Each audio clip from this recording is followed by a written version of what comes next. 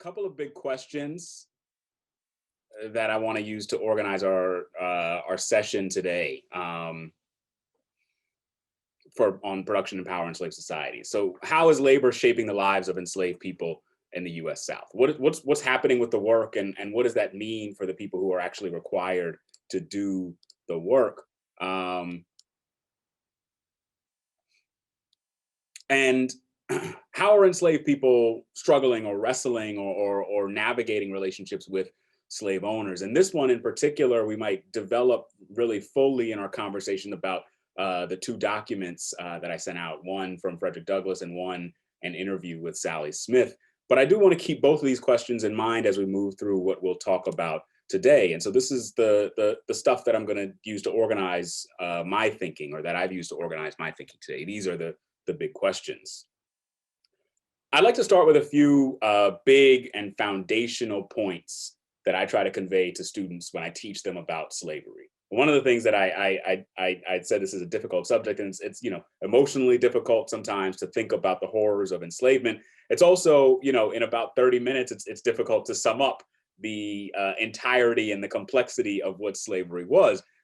But I'm going to try to do what I can with that. And one of the things that I really try to emphasize with my students is that, when I'm teaching them about slavery, this institution, most importantly, there was no single slavery. And enslaved people told us that. This is something that I'm going to come back to repeatedly, that enslaved people tell us truths about slavery. So enslaved people tell us that there was no single slavery. In a narrative that he published in 1837, the formerly enslaved man Charles Ball described the diversity of the institution. Ball had been born into slavery in Maryland in the 1780s. And early in the 1800s, he was sold to the Deep South. He was sold into different environments and different labor systems. Eventually, Ball was able to escape from his owners in Georgia, and he walked back to the north. And it's a remarkable story. As Ball tells it, he remembered landmarks that he had seen while he was being walked south. And that's how he helped to make sure he found his way back to where he had come from.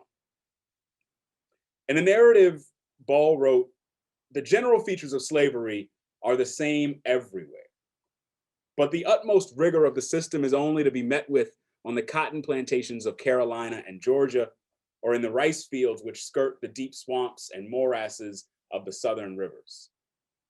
In the tobacco fields of Maryland and Virginia, great cruelties are practiced, not so frequently by the owners as by the overseers of the slaves, but yet the tasks are not so excessive as in the cotton region, nor is the press of labor so incessant throughout the year." Slavery evolved across time, which is something that I'll highlight today. But slavery was also different in different places, different spaces. One thing that Ball shows us or tells us here is that slavery differed based on the crop that enslaved people were being compelled to work. There were different labor techniques. There were different requirements for the timing of labor. There was a different pace, as Ball describes it, the press of labor. There was a press, but there wasn't such an incessant press in certain parts of the country, in certain crop producing areas. Also, enslaved people in places like Maryland knew that they didn't want to be sold into Georgia or Louisiana or Mississippi. They knew that the work required in those places would be more arduous, more intense, perhaps more harmful to them physically, more likely to kill them. And so there's a rhetoric that moves through slave narratives and through other texts from enslaved people about the fear of being sold into the South, into the Deep South.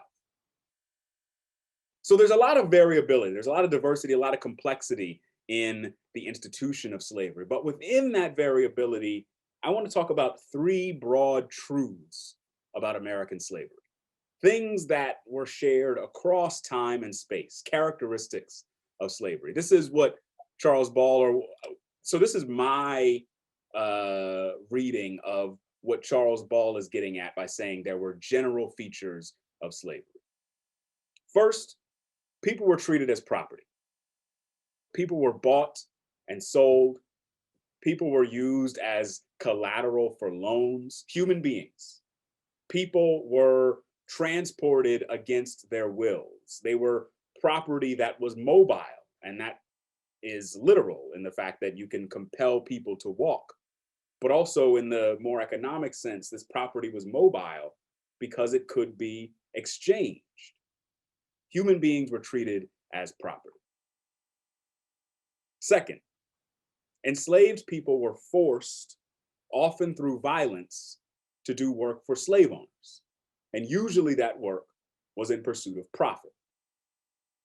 So there are ways we could think about the work that enslaved people were compelled to do that didn't require them, or that weren't directed at maximizing slave owners' wealth.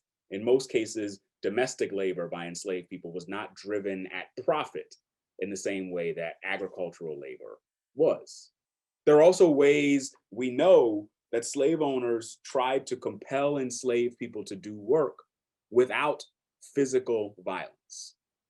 In addition to, as I'll show, in addition to the whip, slave owners used fear. Sometimes it was fear of the whip, but slave owners tried to threaten, tried to cajole, tried to manipulate enslaved people into working. So various kinds of compulsion to require or to compel work. And third, the last point that I want to make is that, or the last broad truth, I think, is that slavery was always contested. And there's a couple of ways to think about what I mean by this. So first, enslaved people were challenging the idea that they were nothing more than property. That's one of the ways that they contested the logic of slavery. The other thing that's being challenged here, enslaved people were challenging the terms of labor, the terms of labor that owners were trying to force them to perform. A slave owner would say, you should work this much. Enslaved people would do things to try to work less than that. A slave owner would say, you should be here on this day. Enslaved people might do things to be somewhere else on that day or at that time. So as I talk through the rest of what I'll talk about in this part of our session, you should see some more detail coming out to illuminate these three general features of slavery: people treated as property, people compelled to labor, and the institution as a contest between enslaved people and slave owners.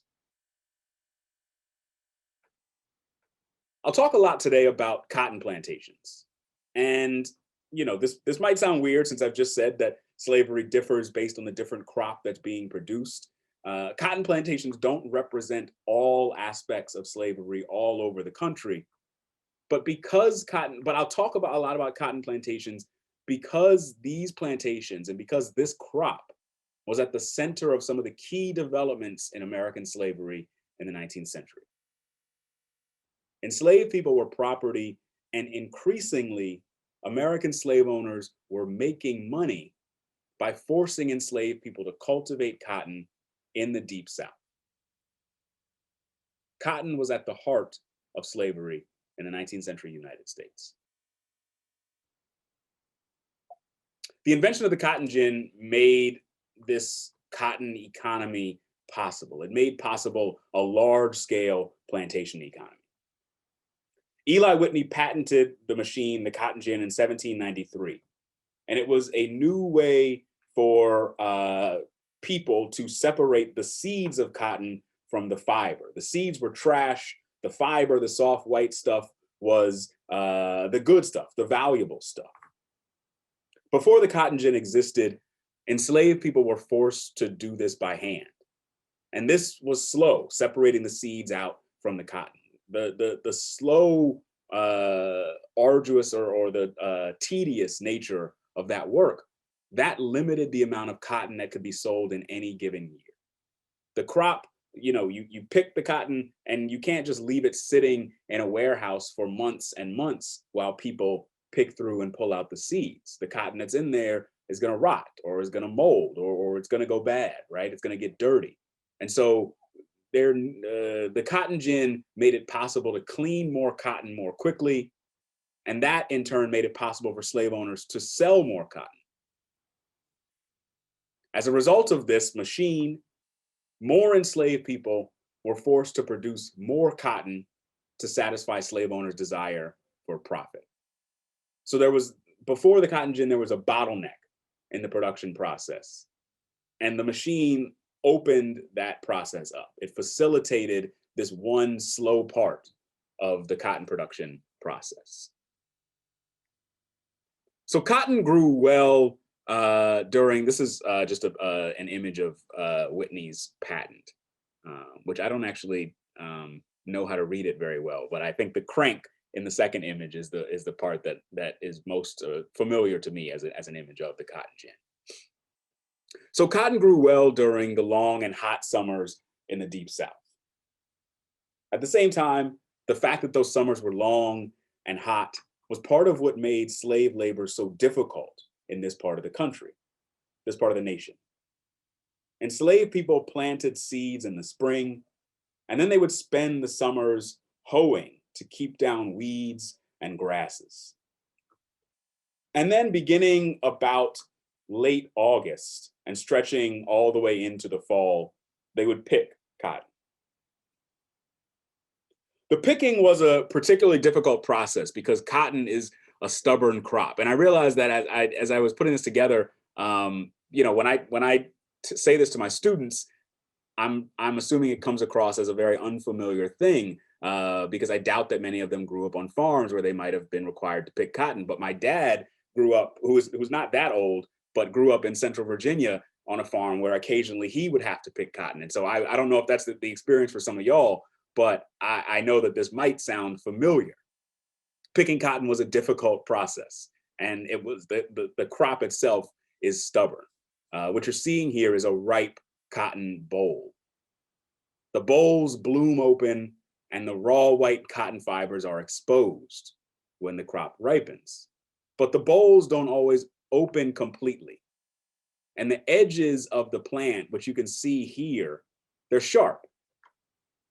So the person picking the cotton has to reach inside and pull out the soft white fiber, trying to get all of the cotton. They have to avoid pulling out stems or leaves when they pull out the cotton, but they also have to avoid cutting their fingers on those sharp edges of the plant. Slave owners relied on constant supervision and regular violence to compel enslaved people to do this work. And again, we know this about constant supervision, about regular violence. We know this because enslaved people told us about it. In a narrative he published after he was liberated from slavery, Solomon Northup described some of the ways a cotton plantation was ordered, some of the structures of labor on the plantation. Northup tells us that the landscape was arranged into orderly rows. So looking down the rows of plants, an overseer or a slave owner could easily track the progress of enslaved people moving across a field. One of the other things that Northup tells us is that the positioning of the overseer was empowering. The overseer is up on horseback, sitting above enslaved people. He is able to literally watch over the work that's being done. That position was empowering. And overseers use the whip, the lash, as Northup calls it. And they're using this to continuously compel enslaved people to do this work. So cotton shaped the working lives of enslaved people. But not only did it do that, cotton also changed the geography of the United States. A key part of production in slave societies was the movement and the expansion of the territory on which cotton was being produced. The cotton gin inspired a massive migration south and west, with white Americans looking to acquire land that they could use to plant cotton. You can see this in this map, which is not my favorite image, but I like that it has the dates of statehood for different states in the Union. You can see the admission of Deep South states in this pretty rapid succession. Louisiana in 1812, Mississippi in 1817, and Alabama in 1819. So these states came into the Union soon after the sort of early flourishing of cotton production. And these would be and remain the central states for cotton production over the next several decades. So this is a map showing us just like the political geography of the United States. This map is even more revealing, or these maps. These maps show us the shift in cotton production that corresponded to the opening up of those new territories and the establishment of statehood in the Deep South. So each of the dots, these green dots on the map, represents about 2,000 bales of cotton. And you can see two big things here in the map from 1820 and then the map from 1840. First, there are a lot more dots in 1840 than there are in 1820. There were a lot more bales of cotton being produced as time progressed. So this is one of the changes over time. Slavery was producing more of a particular crop as the 19th century progressed. You can also see a shift in the geography of production. The people and the work of cotton plantations were moving south and west as the 19th century progressed, shifting from the upcountry of South Carolina and Georgia to a really intense concentration right along the banks of the Mississippi River. So each of these dots, again, represents 2,000 bales of cotton. And what I think is really striking here is what the maps don't show. The cotton, as we know, as Solomon Northup told us, the cotton wasn't just magically grown and picked. Each of these dots represented enslaved people who were moved to the south and to the west. Each of these dots represented people who slave owners forced to produce cotton. In 1808, the US government banned the importation of enslaved Africans into the country. They outlawed the international slave trade, bringing people into the US. But the enslaved population in the nation continued to grow as a result of natural increase. Enslaved people were living long enough, they were establishing relationships with one another, they were having children, and the population continued to expand. In 1810, there were about 1.1 million enslaved people in the US. In 1840, that number was 2.5 million. Not only was this population growing, but it was moving. Massive numbers of enslaved people were moved south and west, and what's known as the Second Middle Passage. This is a reference to what might be called the original Middle Passage, the transportation of enslaved people from West Africa into the Americas on slave ships, a process that stretched from the early 1500s into the late 19th century. The Second Middle Passage is the name given to the domestic slave trade, the massive movement of enslaved people from the upper South states, places like Maryland, Virginia, North Carolina, into the Deep South, Georgia, Mississippi, Alabama, Louisiana, and even eventually into Texas. Between 1800 and 1860, 1 million enslaved people were moved into cotton-producing territory in the Deep South. The image that you're looking at here, I think, is a sort of mildly or moderately anti-slavery depiction of the Second Middle Passage, of the domestic slave trade. A group of enslaved people being forced to walk from Staunton, Virginia to Tennessee. And the text at the bottom here says, "The company going to Tennessee from Staunton, Augusta County. The law of Virginia suffered them to go on. I was astonished at this boldness. The carrier stopped a moment, then ordered the march. I saw the play as it is commonly in this state, with the Negroes in droves sold." Charles Ball described being a part of a coffle, moving from Maryland to South Carolina. Ball wrote, "The women were tied together with a rope about the size of a bed cord, which was tied like a halter around the neck of each. But for the men, a strong iron collar was closely fitted by means of a padlock, by means of a padlock round each of our necks. A chain of iron about 100 feet long was passed through the hasp of each padlock. In addition to this, we were handcuffed in pairs." And so this image, which is not contemporary, I think gives you maybe a fuller image of the literal bonds in which people were held as part of a coffin. So this sounds awful. And on top of this, I think there were little things that you might not think about when you consider how difficult this situation was. Often, there wasn't enough slack in the ropes or the chains for a person to lie down, to sleep.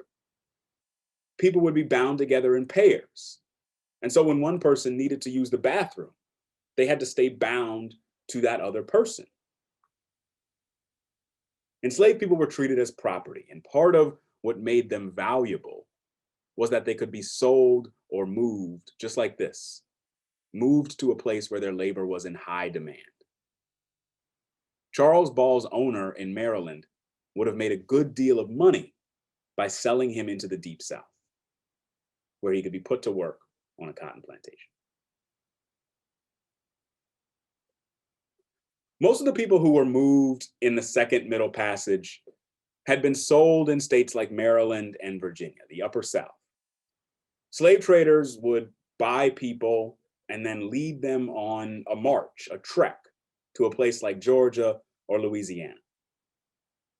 And the goal was to sell these enslaved people to slave traders in the South, or ideally to cotton plantation owners. Many enslaved people were forced to walk. You can see how many of these sort of overland routes were in operation on the domestic slave trade. But some were put onto ships and sailed to ports on the Gulf Coast. Massive numbers of enslaved people were moved in the early 19th century. And this was a kind of power that slave owners exercised, the power to forcibly shift the geographies of African American people, shift the geography of the nation's population, moving enslaved people to do work in other places. The cotton states were molding the entirety of the slaveholding South. They were shaping the South as a region. But also, cotton production was shaping a broader economy, an economy that reached outside of the cotton producing regions themselves. Slave trading was big business in the 19th century. There were slave trading firms based in Baltimore and Richmond, and those firms had connections with slave traders and slave markets in places like New Orleans and Mobile, Alabama. Slavery was the fuel for industry in the northern states. So on top of the regional slave trade, there is a sort of interregional, or we should say a national economy that is connected in part through slavery. Northern factories produced shovels, plows, axes, hoes. They produced in countless numbers the tools that were used to change the landscape of the South, to clear fields, to plow the earth, to create the rows, to allow for the planting of this large amount of cotton. The industry of the North was fueled in part by demand from Southern plantation owners. Another way to see this connection: in 1832, there were 106 businesses in the North that were valued above $100,000. So 106 businesses worth more than $100,000 in the 1830s. 88 of those businesses were textile factories, places where cotton was woven into cloth. Most of those factory owners purchased their cotton from the US South, where it had been produced by enslaved laborers like Solomon Northup or Charles Ball. Northern factory owners even marketed a particular kind of fabric, a cheap, durable fabric that they called slave cloth. They sold cotton back to slave owners in the South, and enslaved people might find themselves wearing the actual material that they had been compelled to plant, to cultivate, and to pick. So this is part of the story of slavery, of American slavery as an institution, a system of intensely exploitative labor. But it's important that we don't lose sight of the fact that actual people were experiencing this institution. Someone wore these clothes.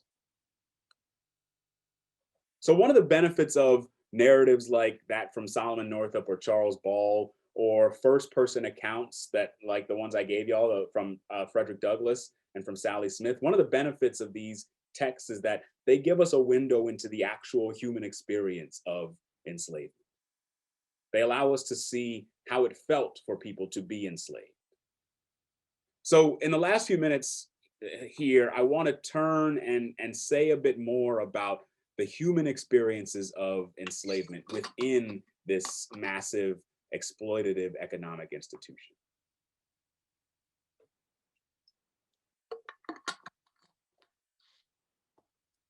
Thousands and thousands of people were sold or moved in pursuit of slave owners' profits in the 19th century.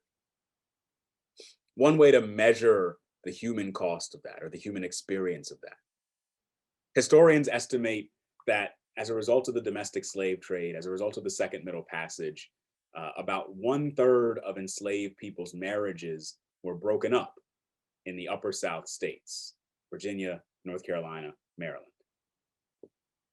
1/3 of people's marriages were broken.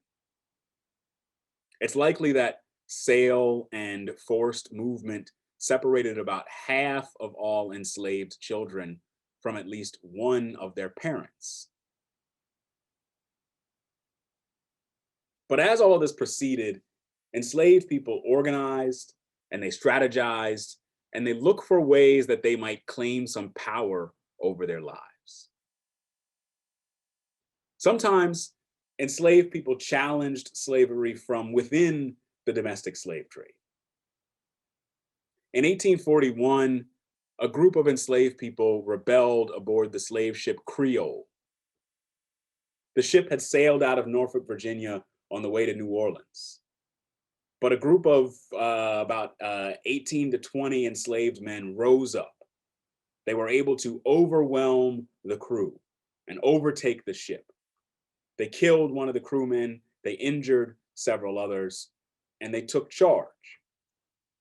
They compelled the ship's navigator to sail to the Bahamas. And the Bahamas at the time was a British colony, and by 1841, slavery had been outlawed in Britain and its empire.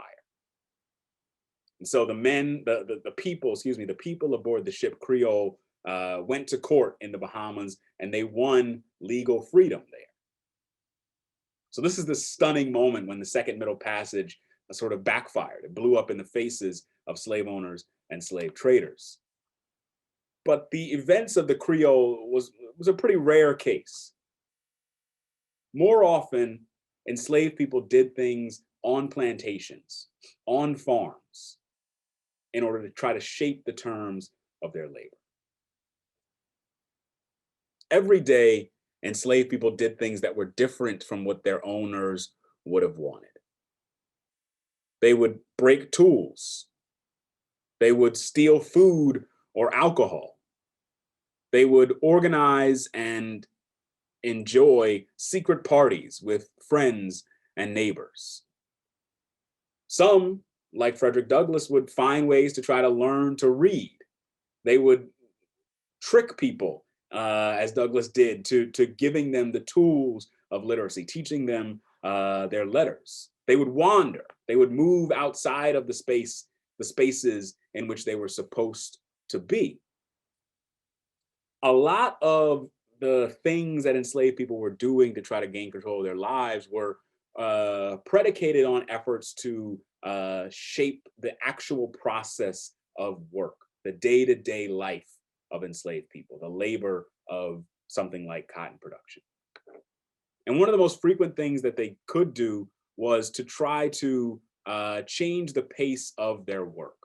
So I want to play a little audio clip to give you a sense of what this might be like. Some of the songs that enslaved people sang offered ways to regulate the pace of their work. So let's share the sound of this.